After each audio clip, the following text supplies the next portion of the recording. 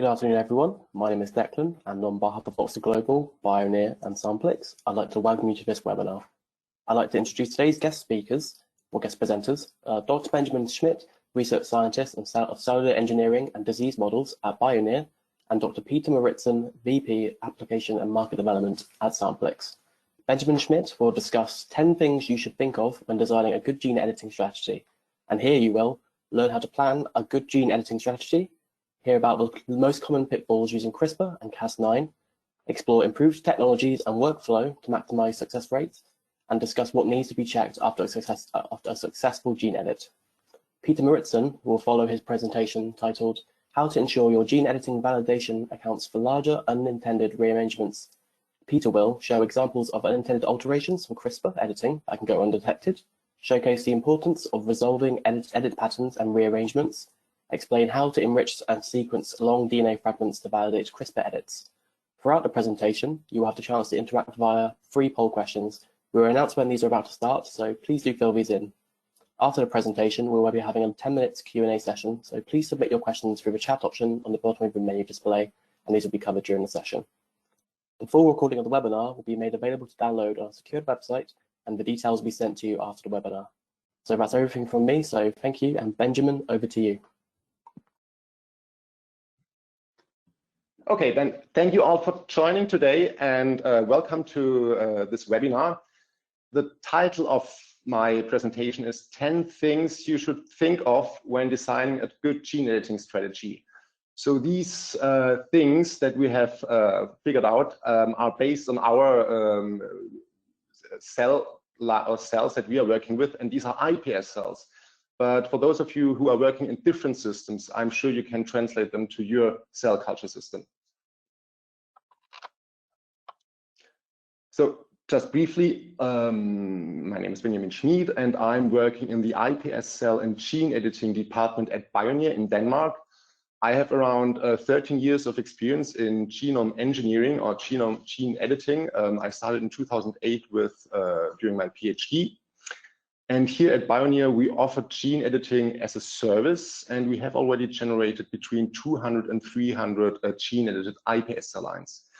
And some of them are also deposited at EBISC, which is an initiative, an IMI initiative, which was founded in 2014. And it's a non-for-profit organization, and they're distributing iPS cells. So they're available for everybody, actually. So for those of you who are not familiar with the principle of gene editing, I have a quick example. So let's say you have a gene with a certain mutation, which is marked by the red cross, and you want to correct this mutation. So the first step is you generate a CRISPR, which is recognizing this mutation. You bring in the CRISPR into the cells. The CRISPR will cut the DNA strand. You will end up with a double DNA strand break. And then what the cells normally do is they try to repair it. And normally, if there's no template available, they just take the other allele, and then they use this as a template and repair the DNA strand. But if you offer the cell an artificial template, it can be that the cells will integrate this artificial template, and then you will correct the cell, and you end up with a corrected iPS cell in this case. So I've been working with zinc finger nucleases, I've been working with TALENs, but at the moment we are mainly working with the CRISPR-Cas9 system, which you can see a picture of here. And this consists of 2 components. One component is the Cas9, which is the protein component, and this is the DNase. It's an endonuclease, which will cut DNA. And the other component is an RNA strand, which is called sgRNA, that stands for small guide RNA.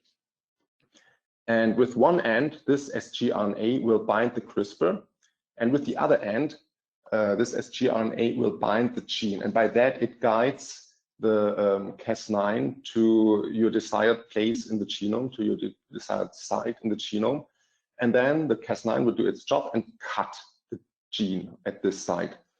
The only requirement that you have is you have to have a so-called PAM site, which is a triplet, so consisting of 3 bases. And it's an NGG, so an ad libitum. It's a any nucleotide followed by a double G. So when we have so the different types of gene editing that we are doing here, mainly at Bioneer, I would say 60% are gene knockouts, where we're destroying certain genes. 20% of our work is single base exchanges that can be divided into gene correction, but also insertion of a mutation. For example, if you only have a wild type cell line and you want to insert a mutation into this background. And the third thing, the last part is, which is also around 20%, insertions. That can be a tag, or that can be a whole gene into a safe site locus, like, for example, the AAVS1 locus. So when we start our projects here, the first part of the project is the design, which takes around 2 weeks. This is followed by a period which is the lab work, which lasts around, which is the longest part, which lasts around 3 to 4 months. And after that, we have the quality controls, which lasts around 1 to 2 months. And now back to the title. So these 10 things, I have distributed them to each period, to each part of this workflow. So 4 things are located in the design. 3 of these things that you have to remember are located in the lab work. And the remaining 3 things are in the quality controls.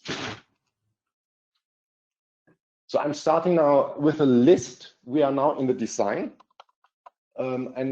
These are just some general things that we have in our experience. They helped us a lot increasing the efficiency and being faster. So the first thing, one of the first things that we had changed was we switched to full-length sgRNA strands. This is in contrast to assembled sgRNAs. This is also an option, and it sounds good because you have 2 components for the sgRNA. One is which is the part that binds to the Crispr, which is always the same. And then you only have to change the small part, which is recognizing your gene of interest. And this is, of course, much cheaper because you can only change the small part recognizing your gene. The problem is it makes it very inefficient. And by using a full-length sgRNA, the efficiency is much higher already. Another point that we have found out, which improved our efficiency quite a lot, was chemically stabilized sgRNAs. So they are in contrast to sgRNAs, which are not chemically stabilized. And they just they remain longer in the cells. They are not degraded as fast, and by that the efficiency increases. Another point that helped us a lot was using riboprotein complexes, and this is in contrast to using CRISPR on a plasmid. We have also been working with CRISPRs that we have ordered from, at that time, at Addgene. The problem with these plasmids they are quite toxic when you bring them into the cells, so a lot of cells died. Then in our hands, they had a restriction, they had a selection marker which was never working. And in addition to that, I think the main problem is that plasmids can always integrate into the genome, and that's a problem, of course. And the riboprotein complex cannot integrate. Then the nature of the homologous template. There, we are ordering all our components from IDT, and we are very happy with those components. So the CRISPRs, the protein, the Cas9 protein, the sgRNAs, and also the homologous templates if we need them. They offer chemically stabilized SSODNs. They have not told us what exactly they are using for stabilizing these SSODN, these single-stranded oligodeoxynucleotides. They call it HDR constructs, and we have tested them actually together with them, and we found it quite convincing. They are working much better than the conventional one. Especially in the past, we have also been using plasmids, and sometimes it's not possible to use a single-stranded oligodeoxynucleotide, especially if you need a long insertion, like longer than 100 base pairs that doesn't fit into an SSODN, then you have to use a plasmid. But if it's shorter, actually there is no need for a plasmid because it will only integrate, or you have the risk of integration. wrong side integration, I mean. Then a very important thing is when you start gene editing in iPS cells, make sure that your iPS cells are monoclonal populations, that you have a monoclonal population of iPS cells. When you're generating iPS cells, typically you pick these iPS cells from a 10 centimeter plate, and it can be that 2 or 3 iPS cells are growing together. Even if they're from the same donor, they can differ quite a lot regarding their differentiation potential, that what we have experienced. But now if you're doing gene editing, you're picking out or you're fishing out one single clone that was corrected or that was genetically modified, and then you have a monoclonal gene corrected culture, but you don't have a perfect counterpart, because the counterpart is not monoclonal, it's your pluriclonal population, if you want. So avoid mixed populations as iPS cells to start with.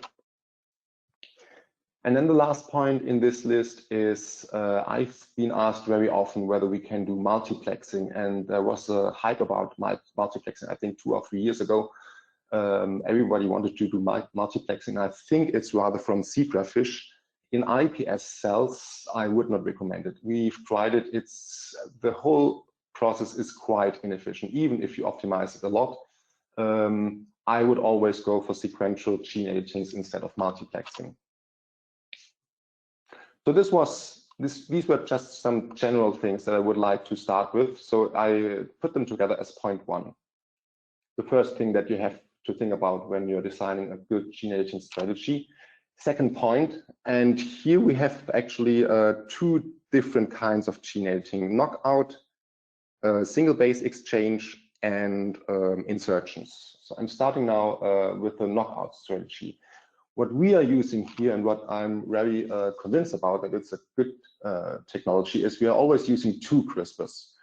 2 CRISPRs, one CRISPR is located in the exonic region, and CRISPR number 2 is located in the subsequent downstream intronic region. By using these 2 CRISPRs, this part in between will cut out, and the cells normally fuse the ends. So you will lose the part which is cut out, which is in between these CRISPRs. A common mistake, I would not recommend using only one CRISPR. Only for screening strategies, it might work, but the problem is if you want to screen by a PCR, a single CRISPR would possibly delete only 1 or 2 bases. You would end up with a knockout, but it's very difficult to screen for such clones. With our system, we are using 2 different PCRs. The first one we are calling the detection assay PCR, which consists of 2 primers surrounding the part which is cut out. And the second PCR consists of 2 primers, whereas one of the primers is located within the part which is cut out. So what would you expect from a PCR like that is that you have a certain length in the PCR for the wild-type clone, and you would expect, of course, a reduction using the same primers for a knockout clone, because a part was deleted in between. That's for the detection assay. And then, on the other hand, the absence assay, you again expect a certain length for the wild-type clone. But ideally, if you have a monoclonal clean population, there should not be any PCR product in the knockout clone. Another common mistake is, I think it's a mistake to cut out a whole exon, because this will only lead to exon hopping. So you have the risk that you will get a functional protein which is just missing the exon that you have cut out. Another problem is putting the first CRISPR into the intronic region and the second CRISPR into the downstream exon, because this will also only lead to exon hopping. With this technique, where you're using 2 CRISPRs, first CRISPR located in the exon, second CRISPR in the intronic region, you will generate something cryptic that the cells can't interpret. And in all the cases where we have done knockouts, that was confirmed by Western blotting. There was no protein left over. So we are always using two different kinds of screening. The first is based on PCR, and the second screening is then confirmation by sequencing. And in our case, we are using Sanger sequencing. So now I'm coming to the third thing that you have to think about. This is a different project. This is a different kind of gene editing again. It's a single base exchange. For example, if you have a mutation, the way to go would be to generate a CRISPR which is recognizing exactly this mutation, and then you add a homologous template with an altered base, and this should ideally block the CRISPR from recutting, plus ideally it should create a recognition site for a restriction enzyme. This allows you then to run a restriction fragment length polymorphism as an analysis. And by using a certain enzyme that will only recognize the mutation, you will then identify clones with different patterns. For example, the wild type clones, they are not cut. A heterozygous clone will show you 3 bands, and a homozygous clone will only have the pattern of the mutation. This is the first part of the screening. The second part is then, of course, the sequencing. There are also, of course, some challenges are if the CRISPR that you're using is not cannot recognize the mutation, because you have these limitations with the PAM site. If there is not a double G available in the vicinity, then you have to generate a CRISPR which is a little bit aside to the mutation. In this case, you can add silent mutations which will block the CRISPR from recutting. The same is true then also for the homologous template. If the mutation per se does not insert a recognition site for a restriction enzyme, you can add silent mutations. Silent mutations are mutations that only alter the DNA sequence, but not the protein sequence. So it's always the third base in a codon which can be altered. And by altering these bases, you will end up with a different DNA sequence, but you will have the same protein sequence. So silent mutations can be used if no CRISPR is available, or if there is no restriction enzyme available for the mutation. And finally, the last kind of gene editing, insertion, which is point number 4. This is actually quite an easy gene editing, I would say, because you can design a CRISPR which is cutting exactly at the site where you want to insert, for example, a tag. You use a homologous template, in this case, again, an SSODN if the tag is not too long. And after the CRISPR has cut, this will be integrated very efficiently, and you block the CRISPR by inserting the tag. You block the CRISPR from recutting. And the pattern, what you would expect in the PCR analysis would be you expect a certain length for a wild type clone, and then you can find again a shift.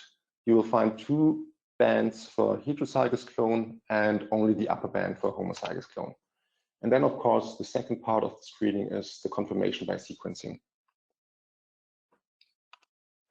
So these were basically the tools, the things that you have to remember when designing your gene editing strategy. Now I'm going to the lab work. And what helped us a lot is to start with single cells from the beginning. The problem with mixed populations is when you're screening your different clones, and if you have mixtures, sometimes you don't recognize positive clones, because if there are only 10% of a positive clone in a colony that you are screening, then you may lose it. So starting with single cells right away has helped us a lot.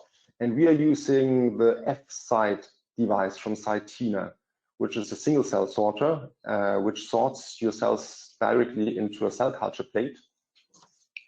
And that's how it looks. Here you can see a sequence of 5 pictures. And here is the end. There's a capillary, and the cells go through this capillary. Here you can see one cell which is approaching this capillary. Then it will be recognized by the algorithm. And here it disappears, and the cell will be dropped into your cell culture plate. So you have single cells in your cell culture plate afterwards, and that can always be confirmed with the pictures which are taken during the process of single cell sorting. Then point number 6, I think this is a very common mistake, what I've experienced from others. They told me always, well, we have done the nucleofection, the cells survive. We have screened our 12 clones and none of them was positive.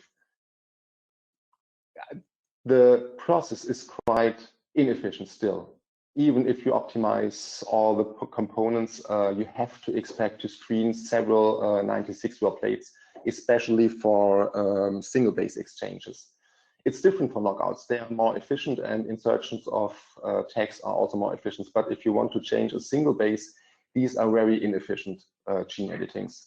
So expect to screen a lot, start working with single cells in a 96-well plate. You can transfer the cells to a DNA plate just by splitting them and keeping half of the cells in the cell culture, and then isolate DNA, run the PCR, screen for positive clones by restriction, fragment length polymorphism if you want, and then confirm by sequencing.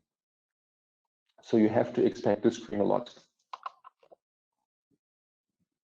Then this is, of course, something that everybody can decide on his or her own to bank the cells, but it's rather like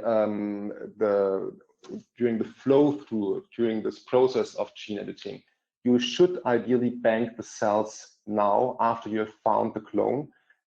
We are always making banks of at least 20 vials, freezing cryo vials, because you have the quality controls afterwards. And this is quite a lot of work. And if you only have 2 vials, you will have to rebank them, but then you should ideally do the quality controls again, especially like controls like karyotyping by G-banding or SNP analysis. This can change just by passaging. So it would be good to have already a large bank before you enter the quality controls. So this point is rather the position of this thing that you have to remember right after you have found your clone, before your quality controls. So point number 8 is quality controls, and I call them the confirming ones because these are only controls that you would expect. These comprise like sterility and, for example, a mycoplasma test that you would expect to be negative because the cells have been negative before, hopefully. You would have to resequence the base that you have altered, the part of the gene that you have altered. You would expect that because you just have done it. Then, of course, you have to confirm the identity. We are always using SNP analyses. So our quality controls are actually based on the standard which was given by EBISC, the European Bank of Induced Pluripotent Stem Cells.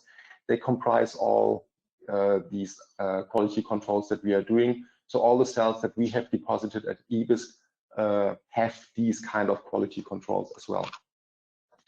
And then a last point of quality controls as the confirming ones is maybe differentiation potential or expression of stem cell markers.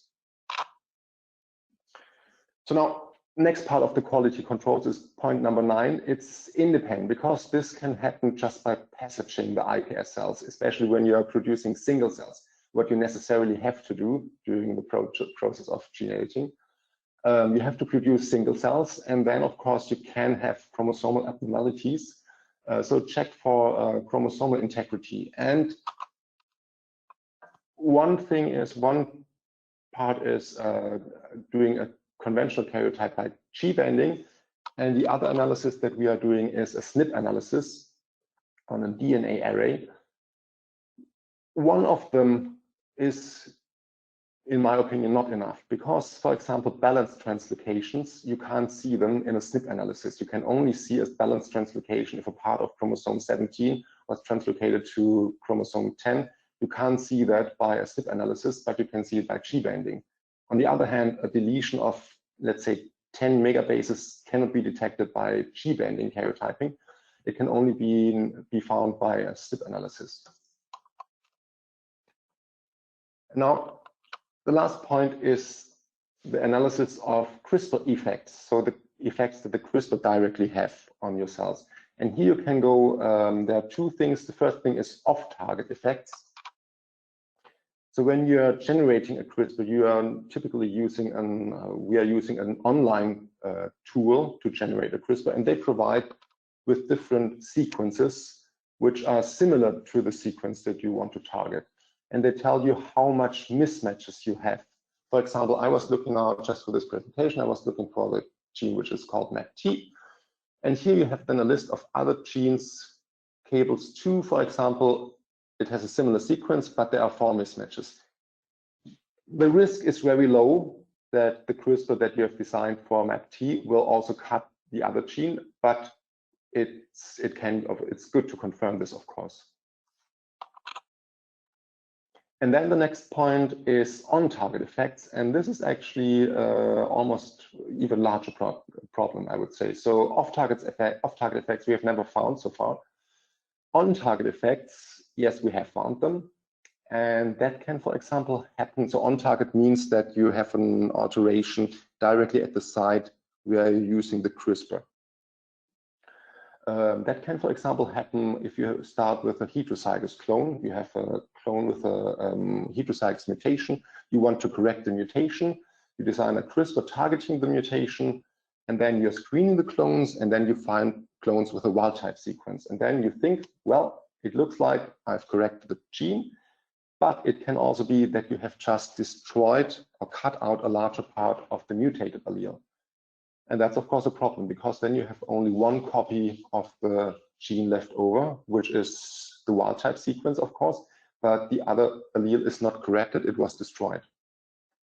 That happened to us, and we have found out that you can screen for these on-target effects, for example, by using the X-drop technology by Samplix, which is the second talk actually. So you will learn about that much more now in the second talk. So I don't tell too much about it. I would like to give you a short summary of the things that you should think about for a good gene editing strategy. First thing is order the correct components with a high efficiency, chemically stabilized SSODNs and CRISPRs. Then design a strategy for depending on whether you would like to generate a knockout, a base modification, or an insertion. Then very important, try to work with single cells from the start, from the beginning of gene editing. It makes it much easier. Then expect to screen a lot. Screen in 96 well plates, don't screen in 12 well or 24 well plates. It can work, of course, but the likelihood is, I would say, very low if you're looking for a single base exchange. Bank your cells directly after you have found a positive clone. Then go for the quality controls, and there we have the unrelated to CRISPR, the quality controls which are unrelated to CRISPR, the independent ones like mycoplasma. Then we have the long-term culture effects like karyotype analysis, and then finally we have the CRISPR effects. So these were my 10 things that I would recommend if you are working with iPS cells. So they are based on 13 years of experience, and I hope you enjoyed my presentation. Thank you very much for your attention. Yep. Thank you very much, Benjamin, for that fantastic presentation. So we'll now be quickly running 2 poll questions before our next presentation. So anyone in the audience, please feel free to answer those. That'd be much appreciated.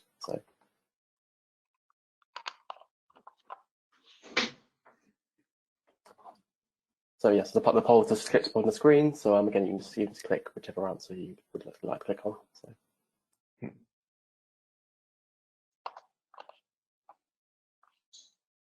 Oh, sorry, is it something I should?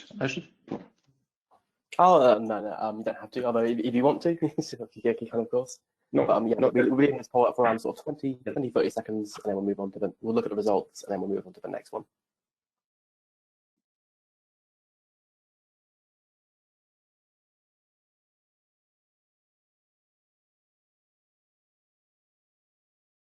Oh, yeah, so the results come through for that one. So 54, so do you have in-house CRISPR capabilities? 54% of people said yes, and 46% of people said no. And then I believe there'll be another poll question after this one as well. So we'll do that one quickly, and then we'll move on to our next presentation.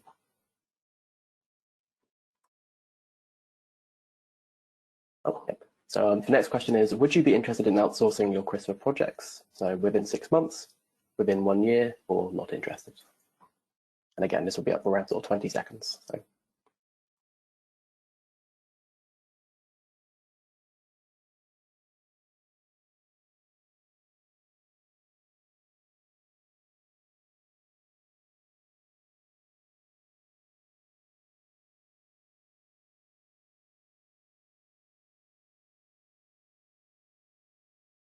So the results are in. So 20% said within 6 months, 10% within 1 year, and 70% said not interested. So brilliant. That's it for the poll section for after Benjamin's presentation. So we will now be moving on to Peter Mauritsen's presentation. So Peter, if you're ready, over to you. Okay. So first of all, thanks for a very nice presentation, Benjamin. Very good tips and tricks there for people who want to endeavor into CRISPR editing, definitely. So I'm going to talk more about the last part of what Benjamin talked about, namely the QC bit. And discuss how can you make sure your validation strategy also accounts for these on-target, unintended rearrangements. And let's see if I can shift here. Okay, so after this brief introduction there, I'll simply just explain about the extra system. So how can you actually use this to enrich a 100 kb region? And then provide a couple of examples of how we applied this to validate various CRISPR editings. So first of all, this might be a little bit repetitive from what Benjamin said, but I think I'd just like to highlight that there's two main events, biological events in gene editing. So it's the CRISPR cutting, which is very accurate, as Benjamin also explained. And then the next step after that is really the cell's response to this, which is, of course, to very accurately, hopefully, repair this very fast. And there can be different strategies for that. To make it very exact repair, the homology-directed repair would probably be the preferred method. But if this cannot happen, the cell may choose another pathway, non-homologous end joining, and this is probably less accurate. But definitely, this is a situation where the cell is challenged to do this fast. So whatever your strategy is to validate your gene editing, you need to make sure that this will also be able to detect these on-target, unintended events. And there's more and more evidence in the literature that shows that these unintended events may actually be much more frequent than was originally thought. And now I mean on-target, unintended events. And they may actually happen irrespectively of whether the cell repair occur via the non-homologous end joining, homologous directed repair.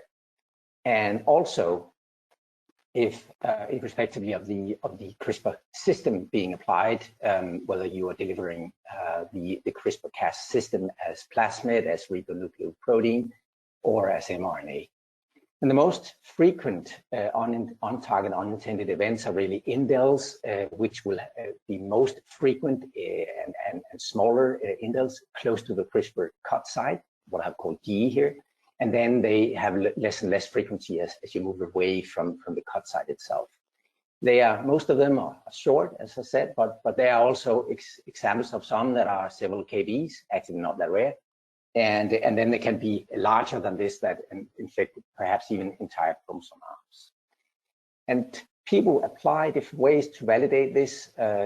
Benjamin explained the Sanger validation, which has a reasonable work effort. Will it be impacted by indels? Yeah, as Benjamin also mentioned. So if you have a heterozygous that you want to repair or change to a homozygous, this may in fact be impacted by indels.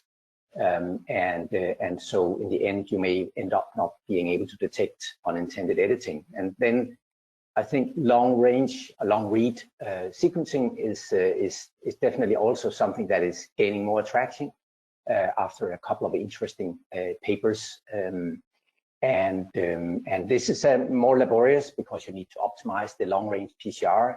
Will it be impacted by indels? Yeah, there is a chance, but of course, less because you can keep the primers away from the gene editing cut site. And then I think probably less popular is whole genome sequencing. It's more costly and more more costly, but probably of course the work effort is well characterized, so it's a standardized workflow, and it will not be impacted by indels. But question is, of course, will you have high enough coverage to really detect unintended editing, and also will your bioinformatic analysis be able to reveal that? So the extra approach to doing the CRISPR validation is to use indirect sequence capture, which is what we call this concept. And so just to allow you to understand how this is different, I wanted to compare it with two other enrichment methods, namely hybridization-based capture and amplicon-based capture, which typically requires that you tile assays, PCRs or capture probes across the region of interest. The XDROP indirect sequence capture is different. It just requires that you design two primers at a distance away from your cut site, and this will allow you to capture around 100 kb, sequence and capture and sequence around 100 kb, and it doesn't require a lot of material. You can start from as little as 10 nanograms or 5 nanograms, and then it is compatible with long read sequencing.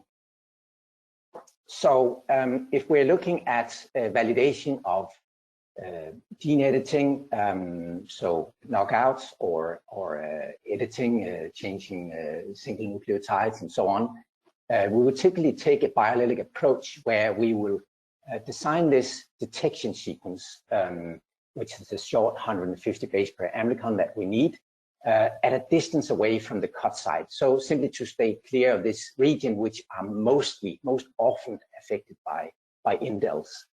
And so we'll design on both sides, again, to minimize the risk of being impacted by any occurring indels taking place.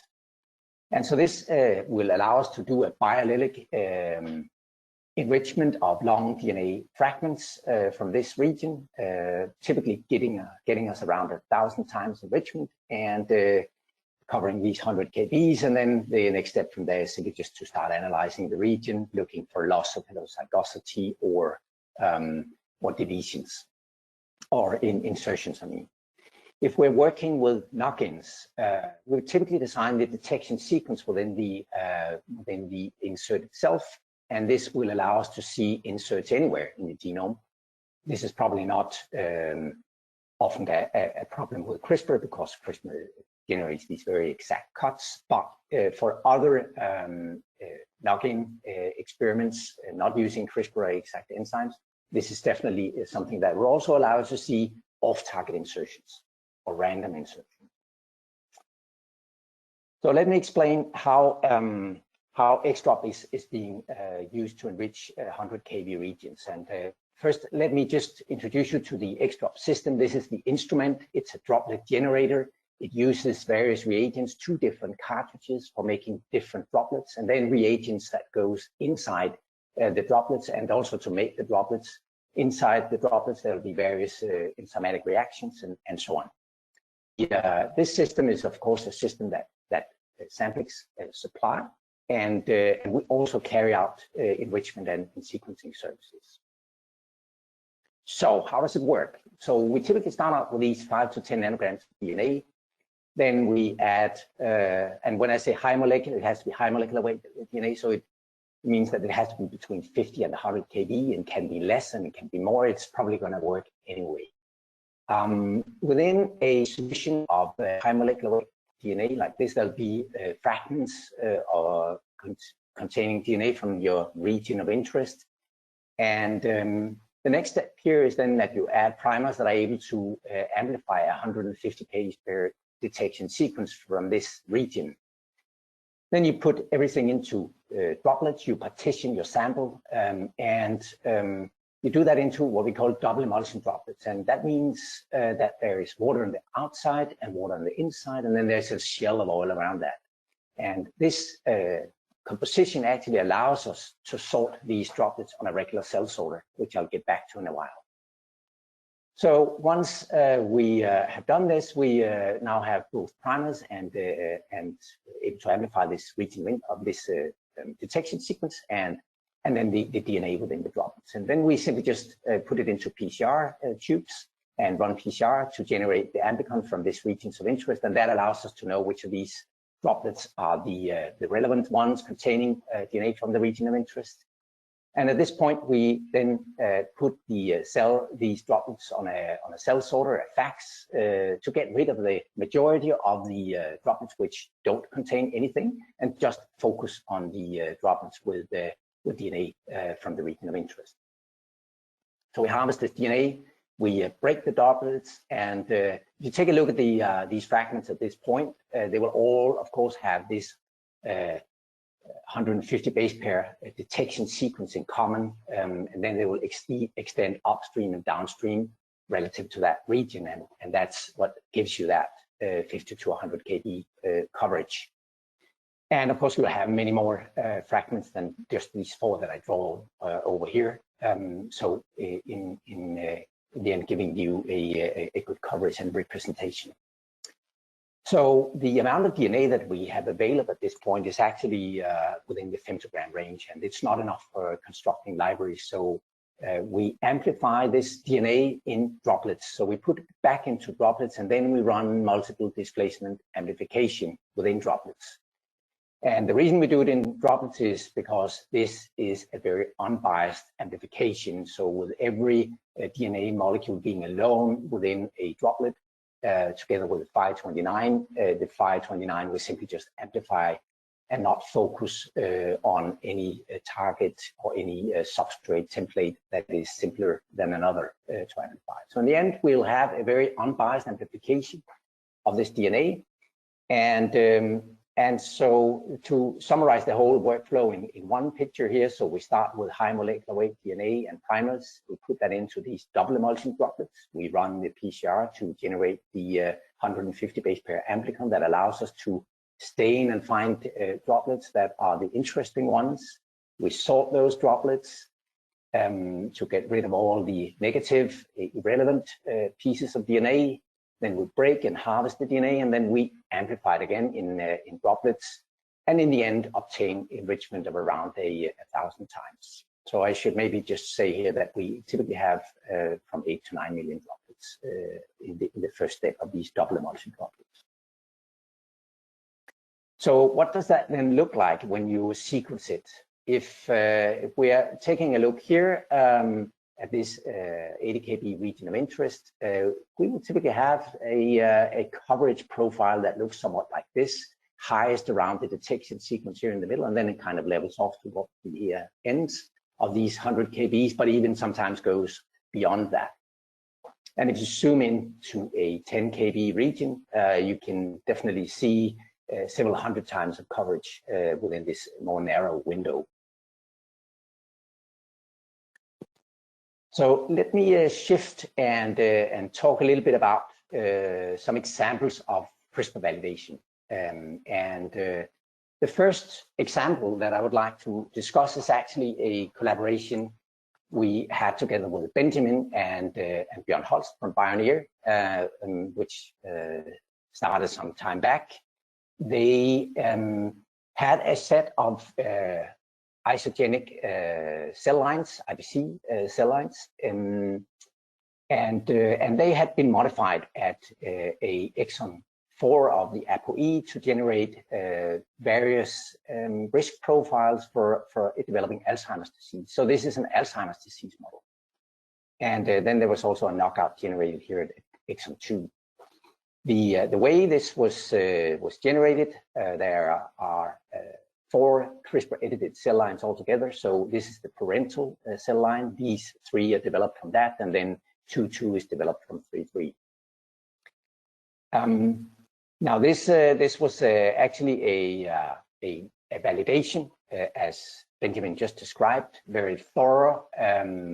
I think more thorough than you often see. It involved both the carrier typing, the microsatellite PCR, the Sanger sequencing, and also looking for unintended integration of CRISPR plasmid, which was used at this point, and then of course various analysis of both morphology and phenotype.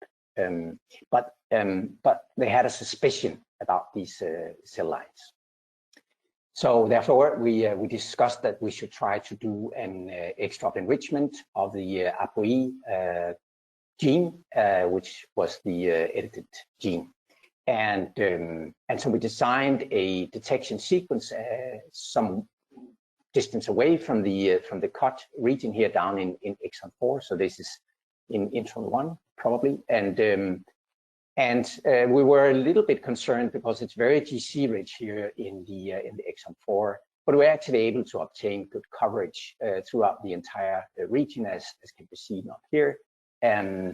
So despite this high GC content, and of course this is a side effect of your ability to enrich using a detection sequence that are indirectly associated with the region of interest down here. So we did both Illumina and Oxford Nanopore sequencing here, and we started looking at the knockout clone, and that went well, and we could then immediately see that there was something happening here in this region. And looking further into this we could definitely confirm that here there was this 8 base pair deletion creating the knockout cell line. So next step was to look into the ApoE22, and here we ran into something that looked really interesting. So we're able to see 2 different alleles. One allele looked as expected, but there was a number of reads that had this kind of frame shift at a certain position. They were in frame coming from up here, and then they came out of frame, and then there was others coming from here that came out of frame at this same point here. And this is normally an indication that you have some sort of insertion that is unexpected. And looking further into this, we could see that there was a 3.4 kb fragment of a vector inserted here. And after discussing with Benjamin and Björn, we figured out that this was probably a vector fragment from a plasmid used during the transfection to confer puromycin resistance and being able to select the transfected cells. So the full validation of all cell lines is here. So up here is the knockout mutant. This is the expected outcome of the CRISPR editing, and this is the observed. Everything looks well here. Over here is the 2.2, which contained this 3.4 kb inserted fragment here. And also you can see that actually the genotypes on the second alleles are not edited as expected. And the insert here is actually already derived at the 3.3 cell line, so probably already introduced when the original CRISPR editing from the parental cell line. The 4.4 cell line also carried a fragment of 4.4 from the same vector as in 2.2 and 3.3. But at a different point. And also again here, the genotypes are not as expected. So the interesting question is, of course, so how could this happen without being detected? And this can happen, as Benjamin also explained, if you are trying to repair a heterozygote to into a homozygote, and not simply not observing the fact that when you are creating this 227 base pair amplicon across the 2 SNPs here, you will simply not discover the fact that there is a deletion, an insertion, which prevents you from amplifying this region, and then you will just simply be left to believe that there is a homozygous T in this cell line. So we worked with numerous other CRISPR editing, and there are definitely also many examples of this going well, like the work we did for Yale University, where they based on a reviewer from Nature Communications were asked to validate a knockout and knock-in they did to investigate the function of this long non-coding RNA and its involvement in this signaling pathway.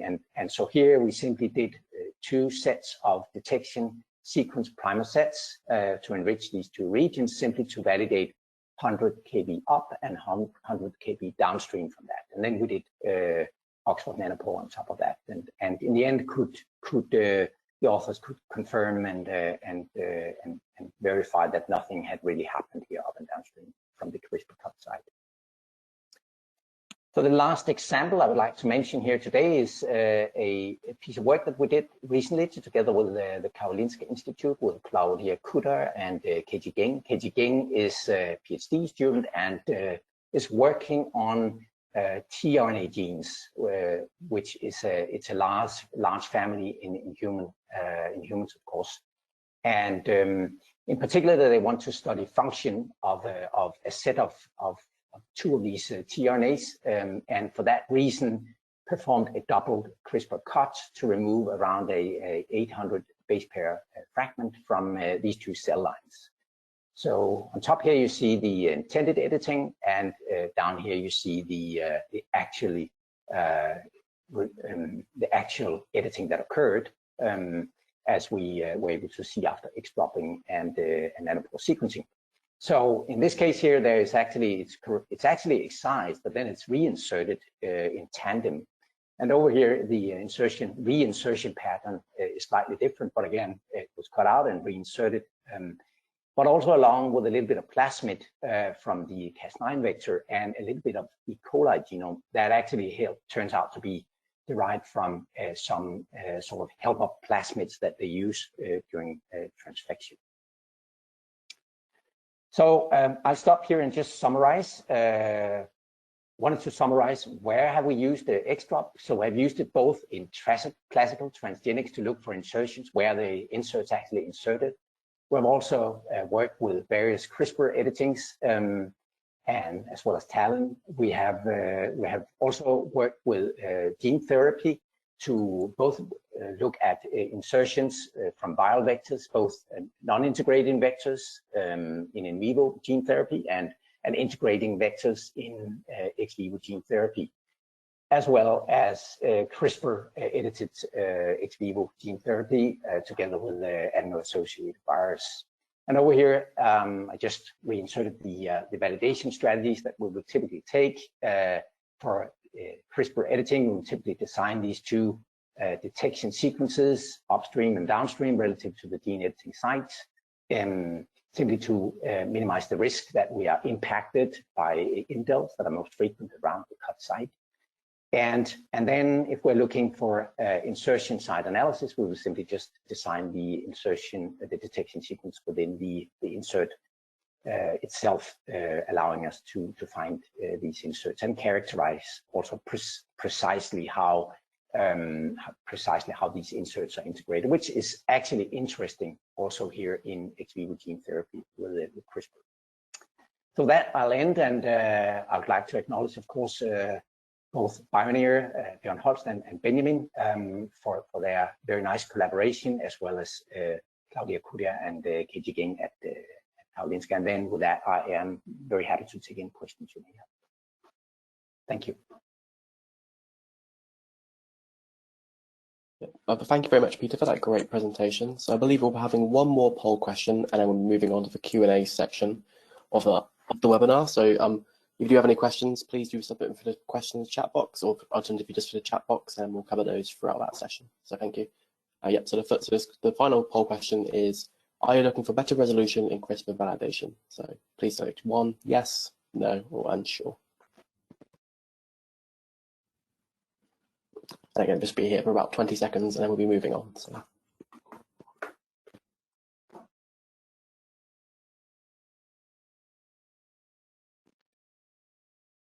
Yep, okay, brilliant. So the results are in. So are you looking for better resolution in CRISPR validation?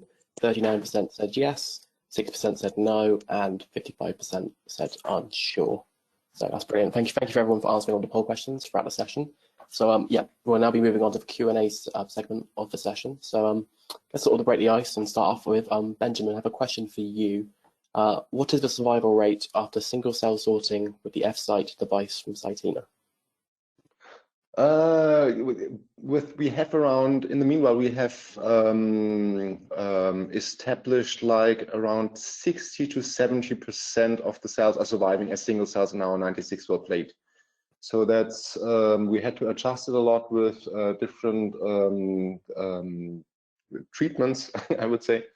But at the moment, we are like at 60 to 70% of cells which are surviving the single cell production, which is quite high, I would say. Especially iPS cells tend to die very easily when they're made to single cells. Yeah, brilliant. Thank you for that. And then another question for you, Benjamin. What is your general efficiency for the generation of a knockout iPS cell line? Knockout iPS cell line, that depends all on the CRISPR, I would say. So if you're lucky and you have a very active CRISPR, you can have like 90% or 95% of knockout clones. But if the CRISPR and the algorithms that are out there for the generation of the CRISPRs, they don't give the most accurate predictions. Can also be that you have only 1 out of 96 clones. So this is very dependent on the CRISPR activity. And this, at least in our hands, is not predictable by the algorithms which are used. Mm-hmm. Yeah, brilliant. Thank you for that. And then, yeah, so one for Peter, I believe. Peter? Yeah. So what are the main advantages for X-drop in comparison with Syngentesis's TLA? Yeah, so I think one of the advantages is that you need very little input amount of DNA. So we just need around these 10 nanograms of DNA, and that's considerably lower than. In addition to that, I think the ability to be able to sequence of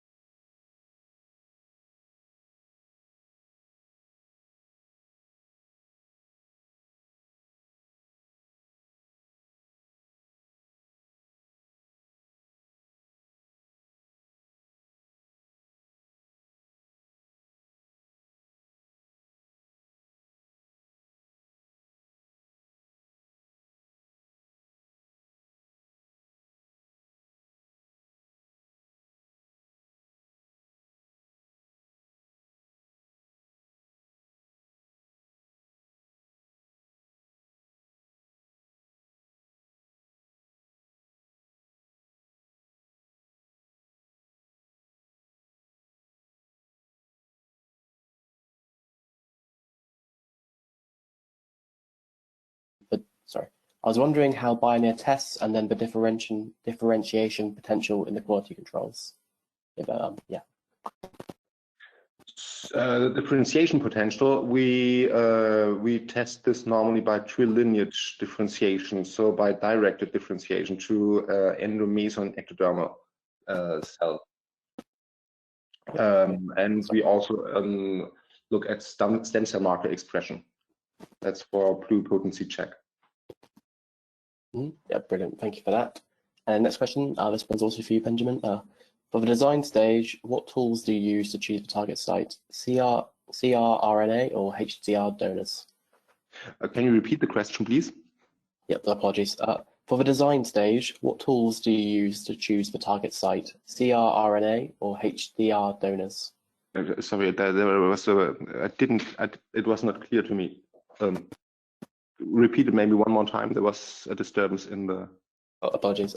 What tools do you use to choose the target site? CR-RNA or HDR donors?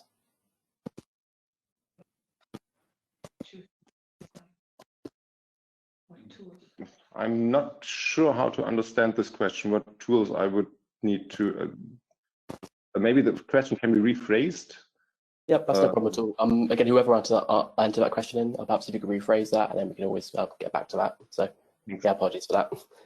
So the next question is, I don't actually know who this is directed at, but when inserting a bigger fragment, such as 1 kb, what strategy do you use? When are you when you are using plasmid as a donor, do you linearize the plasmid or use circular plasmids? We tried both. In our hands, it was not significantly more efficient with linearized plasmids or with when we cut out the part that we wanted to use as a homologous template. We are just using the whole plasmid, and we don't see any differences in the efficiencies actually. So both works well. Yeah, the whole plasmid is fine. Brilliant, thank you for answering that. This question is for Peter. How do you correct the ONT error rates? Sorry, can you repeat that, please? Apologies. How do you correct the ONT error rates? Or how do you correct for ONT error rates? Yeah, so that is, of course, I mean, so there are various sequencing platforms, right? So Illumina platforms are very accurate, then less accurate, but more accurate than Oxford Nanopore is, of course, PacBio, which is a long-range sequencing platform, and then there's Oxford Nanopore, which is probably the least accurate. It's hard to do much about, but one thing you can do is, of course, to supplement your Oxford Nanopore reads with short reads, or you can choose PacBio sequencing instead. And other than that, of course, I mean, you can just sequence more, so generate enough data, enough coverage over your region, to make sure that you really account for any random errors that occur. Brilliant, thank you for answering that. So Benjamin, this question has been rephrased from earlier. So do you manually select target sites and design sgRNAs, or do you use softwares that design sgRNAs? Yeah, we discussed now this question. As we understood now, so when we are the site the tool that we are using for the design of these sgRNAs, I have a link actually in my presentation, which is called ccTop. Is the tool that we are using for the design of the Crispr of the sgRNAs. And if I understood correctly, there was the question about srRNA and trace RNA. Is that correct?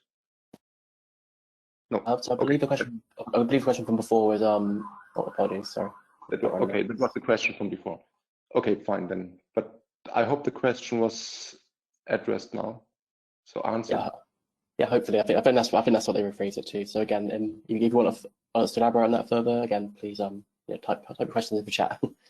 So the next question is, do you recommend TIDER as a screening method? TIDER. Is that a question for me, or maybe rather for Peter? Yeah, apologies. I don't think it actually says who it's for. So if either of you can answer about it, that'd be fantastic. So I've read about this technique, but I'm not familiar with it, I have to say. So I can't tell too much about it. I have no experience with that. But I think it's a tool for looking at the relatively short indels of plus minus 1, 2, 3 nucleotides. It's also based on generating an amplicon and then running that on a kind of like a capillary electrophoresis to see the amplification, see the amplicon sizes, and you can really distinguish between 1, 2, 3 nucleotide differences between amplicons. The technology is, of course, also impacted by larger rearrangements and larger indels happening around the CRISPR cut site. So in that respect, it can be very helpful for some things, but you definitely need to be careful that you're not overlooking major deletions occurring or insertion occurring on one allele. Yeah, brilliant. Thank you for answering that. This question's for you, Peter. Recently, a lot of CRISPR work is being done with NHEJ mechanisms. So do you think it is a good and efficient strategy for genome editing? And does it lead to many off-target or on-target effects than HDR mechanisms? Yeah, I really think probably Benjamin is the expert there. I would think it would have a higher frequency, but I don't know, Benjamin, what do you think?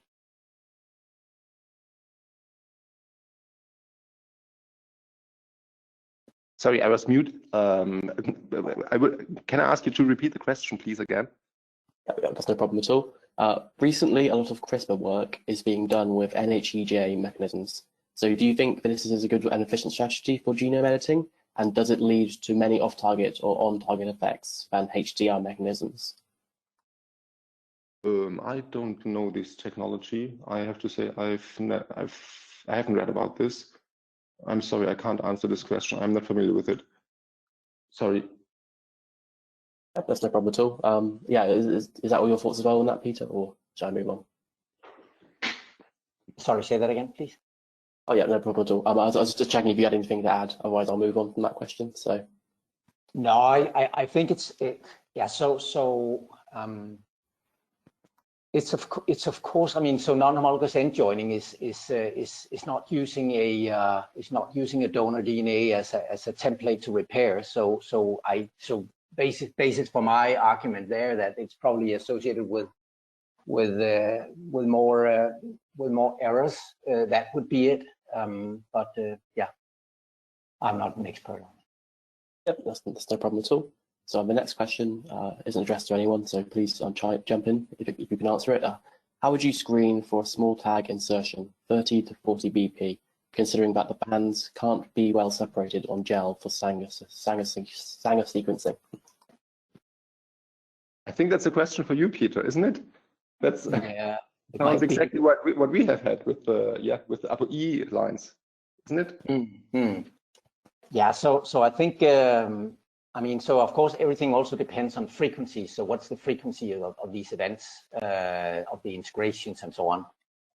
But we would typically take this approach of putting the detection sequences somewhere along in the vicinity, some kb away from the cut site, and then do a biallelic enrichment and sequence. It's maybe one comment. We just had this case in actually 4 lines, which we detected then with the X-drop technology, described like you described now, Peter. So we exactly had this case where we had an insertion of a part of a plasmid. Yep, brilliant. Thank you you both. So this brings the Q&A segment of the webinar to an end, and also the webinar to an end as well. So I'd like to thank you very much for Benjamin and Peter for answering those questions, and as well for your fantastic presentations. And on behalf of Oxford Global and Pioneer, as well as Samplix, I'd like to thank everyone for joining us today. And again, I'd like to say a big thank you once again to our speakers, who have a lot of time and effort into making sure that this webinar was as interesting and as valuable as possible. So all that remains to be said is I hope everyone has a great rest of your day, and we look forward to welcoming you to one of our future events. So thank you both. Thank you. Thank you. My pleasure. Thank you. Take care.